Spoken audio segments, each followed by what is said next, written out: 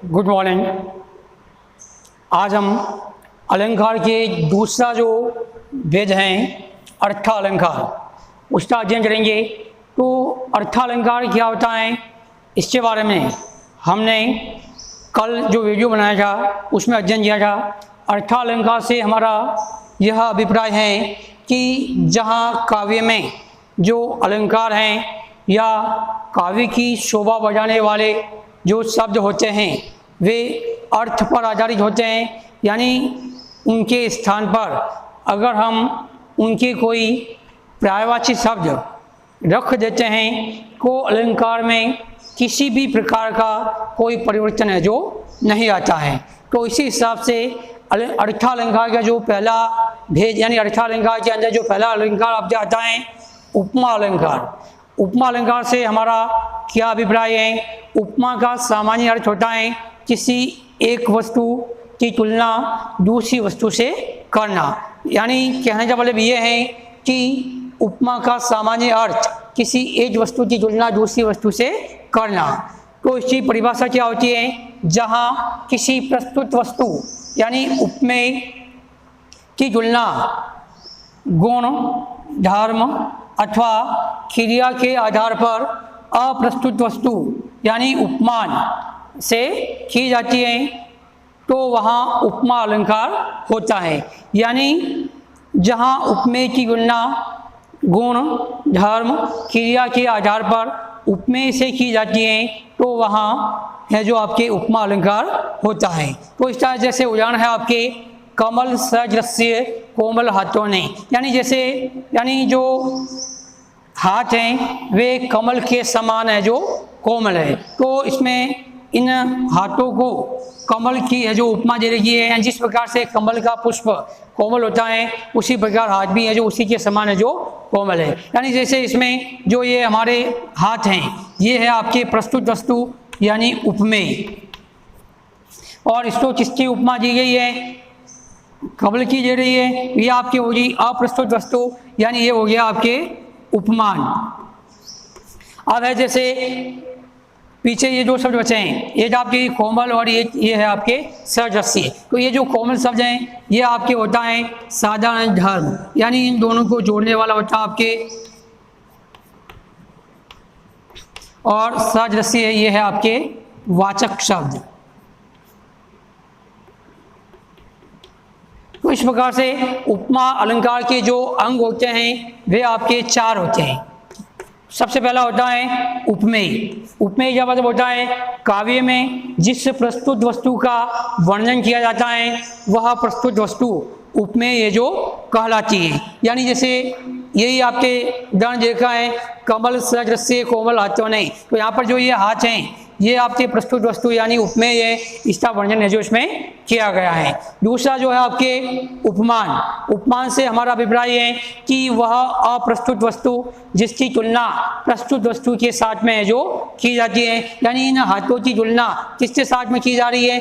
कमल के साथ में की जा रही है, तो ये हमारी अप्रस्तुत वस्तु यानी उपमान है जो हो जाता है। तीसरा है आपके साधारण धर्म, यानी जहाँ उपमेय और उपमान की समानता किस आधार पर बताई जाती है, किसके समान है जो बताई जाती है, वे शब्द आपके साधारण धर्म है जो कहलाते हैं। तो इसमें जो ये है यानी इन दोनों को किसके आधार पर समान बताया गया है? कोमलता के आधार पर। ये जो शब्द हैं ये आपके हो गया साधारण धर्म। और वाचक शब्द का मतलब होता है कि भाई साधारण धर्म और उपमान है उपमेय जो आपस में जोड़ने वाले, यानी जैसे सजस्य यानी उसके समान दिखने वाले, तो ये हमारे जो होता है वाचक शब्द। तो इस प्रकार से उपमा अलंकार में चार उसके जो अंग होते हैं। उपमेय का अर्थ होता है प्रस्तुत वस्तु, उपमान यानी अप्रस्तुत वस्तु, फिर साधारण धर्म जिस आधार पर उसकी तुलना की जाती है, और वाचक शब्द जिसका मतलब होता है दोनों को आपस में जोड़ने वाला। अब हम आगे अध्ययन करते हैं कि उपमा के भेद यानी उपमा के कितने भेद होते हैं। तो उपमा का जो सबसे पहला भेद जो होता है वह होता है पूर्ण उपमा, यानी पूर्ण उपमा, यानी ऐसा पद या काव्य जिसमें उपमा के चारों अंग यानी उपमेय, उपमान, साधारण धर्म और वाचक शब्द ये चारों अंग हैं जो उसमें जो उपस्थित होते हैं, मौजूद होते हैं, तो वहाँ पर पूर्ण उपमा अलंकार है जो होता है। उसके बाद में जैसे ये आपके देखा अलंकार प्रातः नभ था बहुत नीला शंख जैसे, तो इसमें उपमेय आपके कौन सा हो जाएगा, प्रातः यानी नभ है, ये आपके हो जाएगा उपमेय यानी प्रस्तुत वस्तु। अब इसकी तुलना किसके साथ में की जा रही है, इसके साथ में की जा रही है, तो ये आपके हो जाएगा उपमान।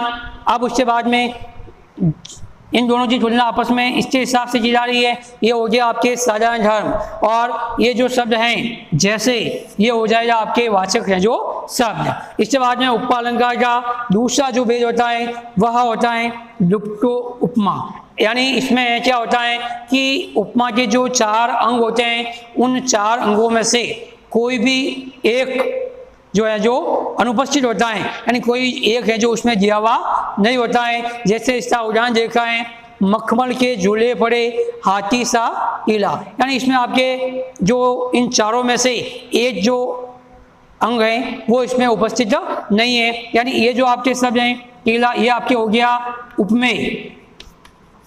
अब उसके बाद में ये जो हाथी शब्द हैं ये हो जाता है आपके उपमान।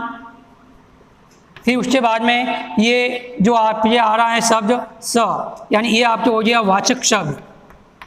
इसका मतलब इसमें जो साधारण धर्म है यानी मखमल के जो झूले हैं पड़े हाथी सा टीला, इसका मतलब मखमल के झूले इतने विशाल है, ये जो विशाल शब्द है वो इसमें जो नहीं आया हुआ है। उसके बाद में इसका जो तीसरा भेद है वह है मालो उपमा। मालो उपमा साहब से हमारा अभिप्राय ये है कि किसी काव्य में या किसी पद में जो प्रस्तुत वस्तु होती है यानी उपमेय, उपमेय की एक से अधिक उपमाएं दी जाती हैं, यानी जिसमें एक से अधिक हैं जो उपमान है जो होते हैं। तो जैसे इसमें क्या है माँ शारदा तुषार कुंज हीरे के सदृश्य धवल है, यानी माँ शारदा से हमारा अभिप्राय है माँ सरस्वती जो इसकी उपमा है जो तुषार कुंज और हीरे इनके समान है जो उज्जवल सफ़ेद है जो दिखाई दे रही है। तो इसमें माँ सरस्वती जो एक ही साथ में इस प्रकार से तीन उपमान है जो दे रखे हैं, यानी जो यहाँ पर उपमान की माला के समान है जो बनाई गई है, तो इसी के हिसाब से यहाँ पर है जो आपके मालो उपमा अलंकार है जो होता है। अब हम अध्ययन करेंगे कि अर्थालंकार के अंदर जो दूसरा जो अलंकार हमारे सिलेंजी सिलेबस के अनुसार आता है वह होता है रूपक अलंकार। रूपक अलंकार से हमारा क्या अभिप्राय है, रूपक अलंकार में क्या होता है कि जहाँ उपमेय और उपमान में एक समानता दिखाकर, यानी जहाँ उपमेय और उपमान में समानता बताकर दोनों में अभेद स्थापित किया जाता है, यानी दोनों को लगभग एक ही है जो मान लिया जाता है, तो वहाँ पर आपके रूपक अलंकार है जो होता है। अब जैसे इसमें क्या है अंबर पंजट में डूबो रही तारा एक उषा नागरी, यानी इसमें क्या है कि अंबर रूपी पंजट में तारा मतलब उषा रूपी जो सुंदरी है वो तारे रूपी घड़े को है जो डुबो रही है, तो इसमें जो आपके रूपक अलंकार है जो होता है। यानी रूपक अलंकार में क्या होता है कि जहाँ उपमेय और उपमान में एक समानता बताकर दोनों में है जो अभेद स्थापित है जो कर दिया जाता है, तो वहाँ है जो आपके रूपक अलंकार होता है। अलंकार में ही रूपक अलंकार के बाद में जो अलंकार आता है वह है आपके उत्प्रेक्षा अलंकार। उत्प्रेक्षा अलंकार में क्या होता है कि जहाँ उपमेय में उपमान की संभावना व्यक्त की जाती है, यानी जहाँ उपमेय में उपमान की संभावना होती है वहाँ उत्प्रेक्षा अलंकार है जो होता है। उत्प्रेक्षा अलंकार की पहचान करने के लिए या जो है उत्प्रेक्षा अलंकार को बताने के लिए कुछ शब्द हैं जो काव्य में जिनका प्रयोग किया जाता है, तो वे शब्द हैं जैसे मानो, मनु, मनहु, जनहु, जानो, ज्यो, मनो, यानी ये जो आदि शब्द हैं ये काव्य में जहाँ उपस्थित होते हैं या जहाँ इनका प्रयोग किया जाता है वहाँ है जो आपके उत्प्रेक्षा अलंकार है जो होता है। अब जैसे इसका उदाहरण है आपके सोट ओडे पीठ पट श्याम सलोने गात मनहु, यानी जैसे ये शब्द आपके यहाँ पर आ गया है मनहु, नीलमणि शैल पर आतप पर्यो प्रभात, यानी भगवान श्री कृष्ण हैं जो अपने सांवले शरीर पर इस प्रकार से उन्होंने पीले वस्त्र धारण किए हुए हैं, या जो पीले वस्त्र हैं जो ओढ़कर वे सो रहे हैं, जो ऐसा लग रहा है कि जो मानो ऐसा लग रहा है कि नीलमणि पर्वत पर जो सुबह का सूर्य है वो आकर है जो गिर गया है, सूर्य के जो प्रकाश है वह जो दिखाई दे रहा है। मतलब ऐसी स्थिति में अंदर जो संभावना है जो व्यक्त की जाती है।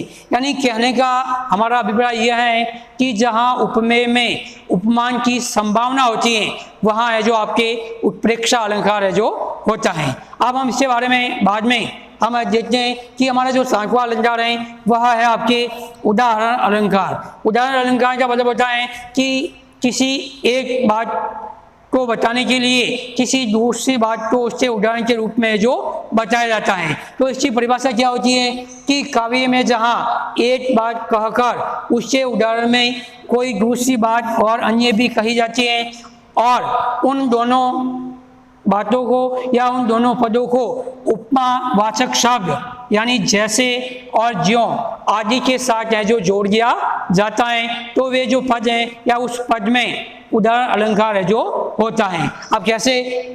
जैसे जो पावे अति उच्च पद धातु पदन निदान, ज्यों तपी तपी मध्यान्ह लो अस्त होते हैं भान, यानी जैसे इसमें शब्द आ गया आपके ज्यों, यानी कहने का मतलब है जो पावे अति उच्च पद, यानी जैसे कोई भी मनुष्य कोई भी व्यक्ति जितना अधिक उच्च पद प्राप्त करता है उसका पतन है जो बहुत ही निश्चित होता है। जिस प्रकार से सूर्य जब प्रातः काल में उदय होता है तो ज्यों उदय होने के बाद में जिस समय मध्याह्न का समय आता है, दोपहर का समय आता है, तो उसकी जो ऊष्मा होती है, उसका जो ताप होता है वह बहुत ही शीर्ष बिंदु पे होता है, लेकिन ज्यों ज्यों उससे अस्त होने का समय नजदीक आता है तो उसकी ऊष्मा धीरे धीरे कम हो जाती है, यानी उसका जो पतन है वो हो जाता है। यानी इस प्रकार से इस पहली बात लाइन के बारे में ये जो दूसरी बात है वह उदाहरण के रूप में है जो कही गई है, यानी जहाँ पर एक बात कहकर दूसरी बात है जो उदाहरण के रूप में है जो बताई जाती है तो वहाँ आपके उदाहरण अलंकार है जो होता है। अब है जो आपके आगे अलंकार है आपके विरोधाभास अलंकार। विरोधाभास अलंकार से हमारा अभिप्राय क्या है? यानी विरोधाभास यानी जहाँ पर काव्य में हमें विरोध का आभास होता है। यानी क्या होता है कि हम जैसे कोई भी काव्य या कोई पद जिसका हम अध्ययन करते हैं तो हमें उसका अध्ययन करते समय हमें विरोध का आभास होता है, लेकिन जब उसका अर्थ हमारे समझ में आता है तो वो विरोध है वह धीरे धीरे जो शांत हो जाता है। तो इसकी परिभाषा क्या हो जाती है कि जहाँ विरोध न होने पर भी विरोध प्रतीत होता है, उसका आभास होता है, लेकिन जब हमें उसका सीधा अर्थ स्पष्ट हो जाता है, समझ में आ जाता है, तो विरोध है जो क्या हो जाता है, शांत हो जाता है। तो वहाँ काव्य में है जो आपके विरोधाभास अलंकार है जो होता है। अब कैसे? जैसे विस्मय या गोदावरी अमृतन के फल दे, यानी विष का मतलब क्या होता है? जहर। तो जब हम ये फल देखते हैं तो हमारे मन के अंदर थोड़ा विरोध प्रतीत होता है, लेकिन जब हमें ये मालूम होता है कि इस विष का जो यहाँ पर अर्थ है काव्य में जल यानी पानी से लिया जाता है, यानी जो गोदावरी का जो जल है वह अमृत के समान माना गया है, यानी उसके जल से जहाँ सिंचाई होती है, पेड़ पौधों को पानी पिलाया जाता है या जिन मनुष्यों को उस नदी का पानी पीने के लिए मिलता है, यानी उससे क्या होता है वह अमृत के समान है। यानी वो गोदावरी नदी का जो जल है वह मनुष्यों के लिए, पेड़ पौधों के लिए, हम सब के लिए है जो अमृत के समान है जो जल होता है, यानी वो अमृत के समान फल है जो हमें देता है। तो इससे क्या होता है कि हमारा जो विरोध जो हमें इस विष शब्द से उत्पन्न हुआ था वह विरोध हमारा धीरे धीरे क्या हो जाता है, शांत हो जाता है। तो जहाँ पर विरोध का आभास होता है लेकिन अर्थ मालूम होने के बाद में वह विरोध धीरे धीरे शांत हो जाता है, तो वहाँ पर आपके विरोधाभास अलंकार होता है। तो इस प्रकार हमारे हिंदी अनिवार्य के कक्षा 12 के सिलेबस के अंदर जो 60 प्रकार के अलंकार हैं, यानी 8 प्रकार के अलंकार हैं, जिसमें किल अलंकार आपके शब्द अलंकार में है, यानी अनुप्रास अलंकार, श्लेष और यमक अलंकार। उसके बाद में अर्थालंकार में आपके 5 अलंकार हो जाते हैं, जैसे उपमा अलंकार, रूपक अलंकार, उत्प्रेक्षा अलंकार और ये विरोधाभास उदाहरण। तो ये जो आपके अलंकार हैं ये सभी अलंकार हैं जो आपके इस वीडियो के माध्यम से आपको बताए गए हैं, तो आपको इनका जो अध्ययन करना है। तो